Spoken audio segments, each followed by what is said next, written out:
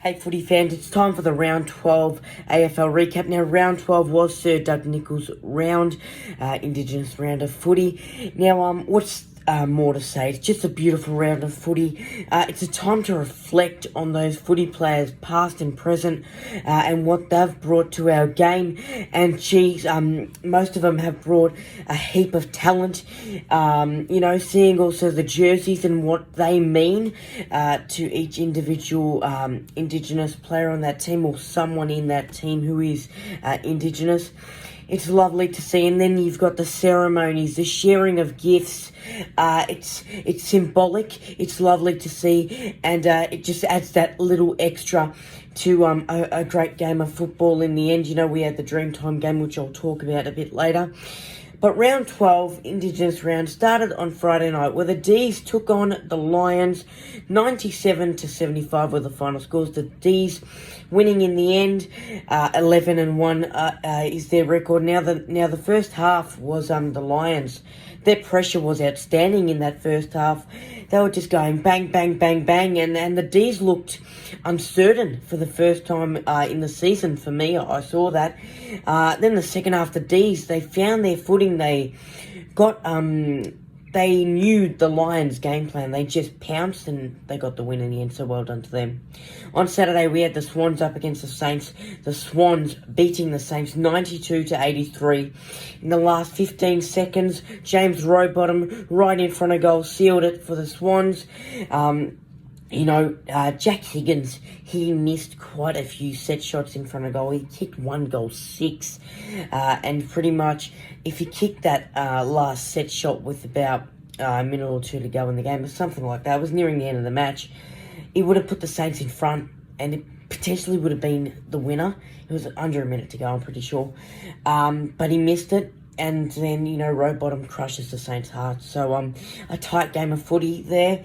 Then we had the Crows up against the Pies, another tight game of footy. The Crows losing 73-78. Jamie Elliott, 6 goals, 14 disposals on his return from that broken leg. He put on an absolute show, and the Pies get a rare win this season. Maybe getting on back on track, you never know, folks. Then we had the Dreamtime game. What a wonderful match. That's all there is to say. It's normally played at the G last season because of COVID. It was played at in Darwin. Now it's up in Western Australia at Optus Stadium, and it was a sellout. Once tickets went on sale, 24 hours, it was sold out. A full house. Most of the fans were Bomber fans. They had the walk, the Indigenous walk to the Nicky Winmar statue in front of Optus Stadium. What a beautiful ceremony before the match. It was just a wonderful game. There was entertainment there. It was under lights, where there was a full crowd, where there was atmosphere, and, the Tigers and Bombers sure did put on a show. Bombers lose in the end, unfortunately, 84-123. The Bombers sure put up a decent fight. Don't get me wrong, their youngsters were brilliant. They had a couple injuries during the game, which I'll talk about in the injury update later. In this game, when the Bombers got momentum and hit the front, I felt like the umpires kind of slowed that momentum down. Now, there were a lot of controversial calls. I know a lot of holding the ball calls weren't paid in this game, and they need to be paid in games. Because, I know it's the middle of the season, and, it might have been a crucial result for both teams. Tigers might have slipped out of the 8, then the Bombers would have gone into the 8. And with teams that close nearing the 8, and obviously finals still a while away, but every result matters this season because you never know how tight it's going to get. And these umpires, there was a few calls which, needed to be paid. And the players knew it as well, because there was a point in that game, Jake Hart clearly wrapped up, holding the ball, didn't dispose it. Dustin Martin stopped. Zach Merritt stopped. Everyone stopped around the football, and the umpire said, play on.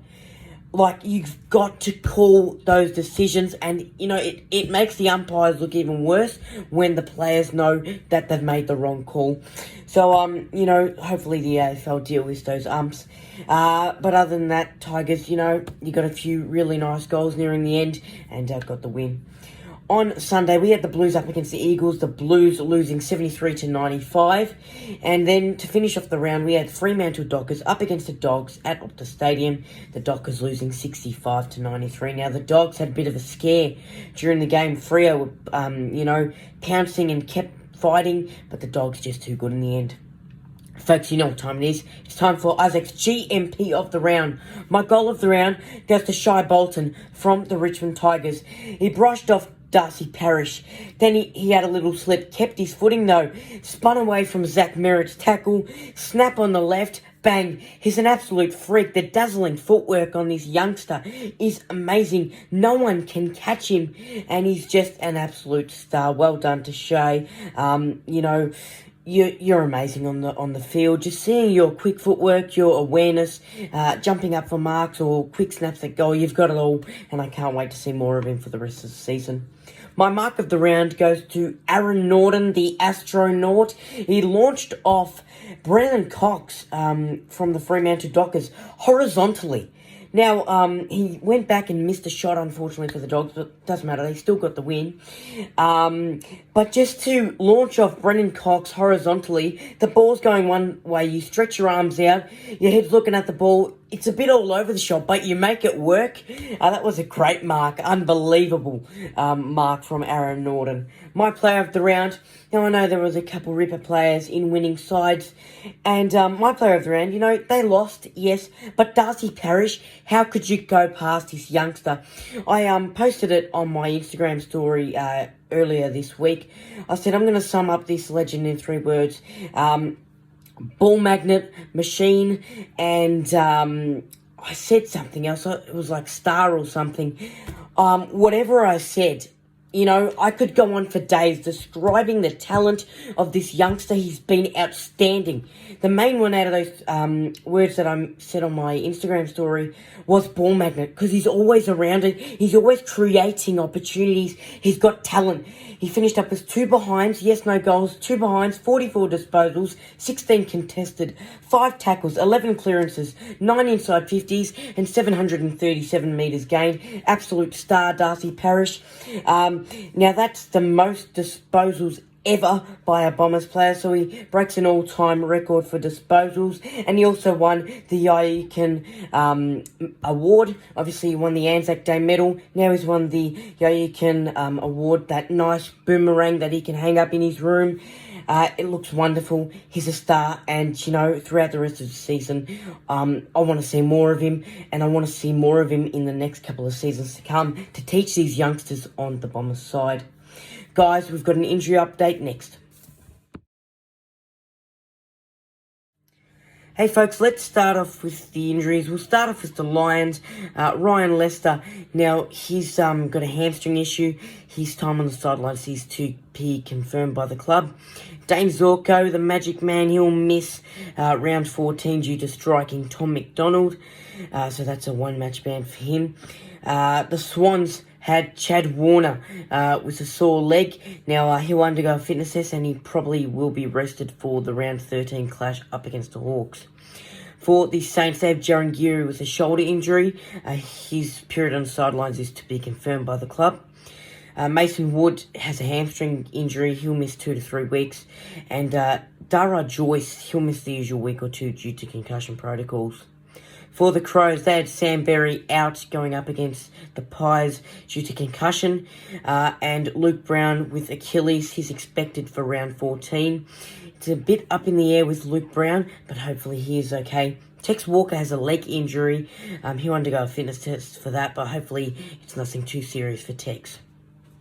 The Pies have confirmed that Tyler Brown will be out for the rest of the season due to that shoulder injury. Now he's decided to have surgery on that shoulder, so all the best to Tyler with that. Braden Sire has had a knock to his jaw in that Crows game, and he'll be monitored throughout the week. The Bombers have Andrew McGrath with a PCL injury, unfortunately. He'll miss 8 to 12 weeks of footy. A big blow for the Bombers there. David Zaharakis has had a hamstring complaint, and his period on the sidelines is to be confirmed. Both of these players, mainly Andrew, he's such a powerhouse in that midfield, and so is David, but obviously David is more of a it's still up in the air when he will return, but probably in less time than Andrew, of course. Andrew, all the best with that injury. Wishing you a speedy recovery. And also David as well. Hopefully it's just a bit of tightness for that hamstring. The Tigers, Dion Prestia has a bit of a hamstring issue as well. He'll undergo a fitness test. The Blues have Harry Mackay and Nick Newman out for the usual week or two due to concussion protocols. The Eagles, going up against the Blues, they had Jared Brander out due to a adductor injury. He'll undergo a fitness test. And Josh Kennedy was a bit sore, so he'll undergo a test for that as well. But he's expected to be available. Brad Shepherd's picked up concussion. He'll miss the usual week or two as well. For the Fremantle Dockers, big blows for the Dockers here. Nathan Fyfe, shoulder injury. He'll be on the sidelines. We're not sure how long for it's to be confirmed by the club. And he might have surgery on that shoulder, so hopefully not. But if so, he'll miss quite a bit of footy. Sean Darcy has a hamstring injury. His period on sidelines to be confirmed. And Brennan Cox, he's got a high-grade hamstring injury. His period on sideline is to be confirmed as well. So the Dockers, a lot of injuries are up in the air, but one player that they're certain with, who is suspended, Nathan Wilson, he's got a one-match ban after striking Dogs player Cody Waitman. Speaking of the Dogs, Stephen Martin, after coming back from that Achilles soreness and that little niggle there, he's got an AC joint now in that shoulder area, so he'll undergo a fitness test for that. Hopefully Stefan's okay. The big ruckman, they need him. Obviously still got Tim English, but it's good to have Stefan in the side. So hopefully he's all right. Guys, the buys for round 13, which is coming up, the Dogs will have the week off. The Blues, the Lions, and the Bombers will all sit out for round 13. Now, speaking of round 13, it starts on Thursday night, the 10th of June, at Adelaide Oval. It's at 7:40pm, where Port Adelaide take on the Geelong Cats. It's fifth for Port Adelaide, takes on third in the Geelong Cats. It's going to be a huge game. The ins and outs for this game, I'll post a video on my social media pages, Instagram and Facebook, closer to the day. We've got a few big games in the round 13 fixture. Saturday, we've got the Saints vs Crows at 7:25pm, which is going ahead at Kazali Stadium in Cairns, so great news there. On Sunday, we have the Eagles vs Tigers. Now, that game was scheduled for round 14, but it's been brought forward to round 13. It's being played at 7:20pm at Optus Stadium. And then we've got the biggest game of them all. One of the greatest games of the season for me. It's on the 14th of June at 3:20pm. The Big 3-7. I've got the beanie on, folks. It's at the SCG, the game where the D's take on the Pies, but the slide will remain at the MCG. It's a beautiful game for a beautiful cause, and this is why you gotta love footy. Right, guys, if you like that recap and you want to see more of my content, remember to hit that thumbs up, like, comment, and hit that red button down there that says subscribe. Much appreciated. For more content, follow me on my Facebook page and also my Instagram page.